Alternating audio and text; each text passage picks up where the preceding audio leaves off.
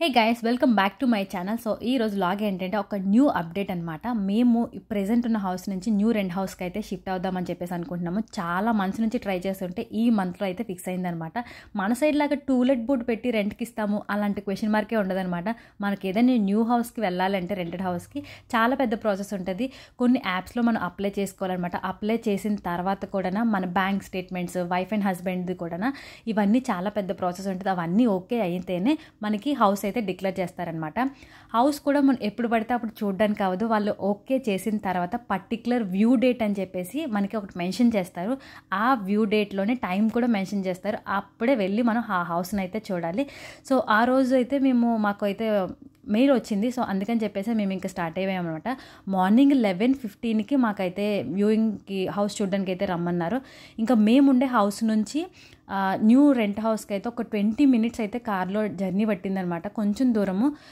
మొత్తం ఈ ఏరియా అయితే మాత్రం చాలా బాగుంది. కొంచెం కన్స్ట్రక్షన్ కూడా అవుతుందన్నమాట. మొత్తం హౌసెస్ నార్మల్ ఫ్లాట్స్ ఉన్నాయి, పెంకుటిల్లు కూడా ఉన్నాయన్నమాట. ఇప్పుడు మాకు వచ్చింది ఏంటంటే ఇండివిజువల్ హౌస్ పెంకుటిల్లు అనమాట. ఫ్లాట్ అయితే తీసుకోలేదు, పెంకుటిల్లు అయితే మేము చూస్ చేసుకున్నాము. సో ఇదైతే మా ఆపోజిట్ అండ్ ఏరియా అనమాట. ఇదంతా కూడా ఏరియా అయితే చాలా బాగుంది. సో ఇక్కడ నెంబర్ 1 వస్తుంది చూసారా, అది మా హౌస్ అనమాట. సో వాళ్ళు వచ్చారు, ఏజెన్సీ వాళ్ళు వచ్చి మనకి హౌస్ అంతా మొత్తం చూపిస్తారనమాట. ఇదంతా ఫ్రంట్ పార్ట్ అనమాట. ఇది కంప్లీట్గాన ఫర్నిచర్ ఉందా లేదా అంటే మాత్రం కొన్ని అయితే ఉన్నాయి, రిమైనింగ్ కొన్ని అయితే మనం పర్చేస్ చేసుకోవాలి. ఇదంతా కూడా ఫుల్ కిచెన్ అనమాట. కిచెన్ అయితే చాలా బాగుంది. లేడీస్కి ఫస్ట్ ఏంటంటే కిచెన్ కొంచెం చూసుకుంటాం, అన్ని ఫెసిలిటీస్ ఉన్నాయా లేవా అని చెప్పేసి కదా. ఇదంతా కూడా ఫ్రిడ్జ్ కూడా ఇచ్చాడు. ఇందులో ఏమి ఇచ్చాడంటే కిచెన్లోని మనకి ఓవెన్స్ ఇచ్చాడు, ఫ్రిడ్జ్ ఇచ్చాడు అండ్ డిష్ వాషర్ ఇచ్చాడనమాట కిచెన్లోనే. సో ఇదేంటంటే మొత్తం రూమ్ అంతా హీట్ అవ్వడానికి అండ్ హాట్ వాటర్ రావడానికి ఇదొక మిషన్ అనమాట. మనం టైమర్ అయితే సెట్ చేసుకోవచ్చు. ఇది వాషింగ్ మిషన్ ఒకటే ఉంది అనుకున్నాం, కానీ అదే వాషింగ్ మిషన్ అండ్ డ్రయర్ అనమాట. ద మెయిన్ పర్పస్ ఏంటంటే మా పౌలుకి కొంచెం ఆడుకోవడానికి పెద్దదవుతుంది, కొంచెం స్పేషియస్గా ఉండడానికి ఇల్లు. అందుకని చెప్పేసి ఇంత కొంచెం దూరమైనా సరే ఈ హౌస్ని అయితే ప్రిఫర్ చేసుకున్నాము. ఇది మొత్తం 3 bedroom ఫ్లాట్ అనమాట. ఇదంతా కూడా కిందన ఫ్లోర్లో హాల్ అనమాట. సో హౌస్ అయితే చాలా బాగుంది. కొంచెం ఎక్కడ ఏ రూమ్ తగ్గట్టు ఆ రూమ్కి మొత్తం అన్నీ కూడా హీటర్స్ ఉన్నాయి.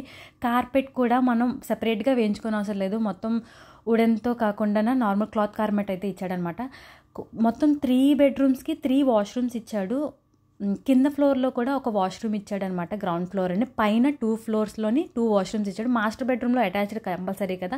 రిమైనింగ్ 2 bedrooms-కి కూడా వాష్రూమ్స్ ఏం లేవు, సెపరేట్గా వాష్రూమ్ ఇచ్చాడనమాట.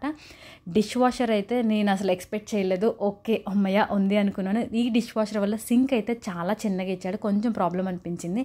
ఇదంతా కూడా మా ఆపోజిట్ హౌసెస్ అనమాట. కార్ పార్కింగ్ కూడా మనకు ఆపోజిట్లోనే మన ఫ్రెండ్ ఇంటి ముందు పెట్టుకోవచ్చు. ఏరియా అయితే చాలా బాగుంది. ఇదంతా పార్క్ అనుకున్నాం కానీ ఓన్లీ బెంచెసే ఉన్నాయి. కొంచెం స్వింగ్ అలాంటి స్లైడ్ అలాంటివి ఏం లేవు. ఓన్లీ నార్మల్గా ఈవినింగ్ టైం వచ్చి హ్యాపీగా రిలాక్స్ అవ్వడానికి గట్రా కొన్ని బెంచెస్ అయితే ఉంచాడనమాట. ఎప్పుడు షిఫ్ట్ అవుతామనేది నెక్స్ట్ అప్డేట్లో చెప్తాను. సో ఎలా ఉందనేది కమెంట్ సెక్షన్లో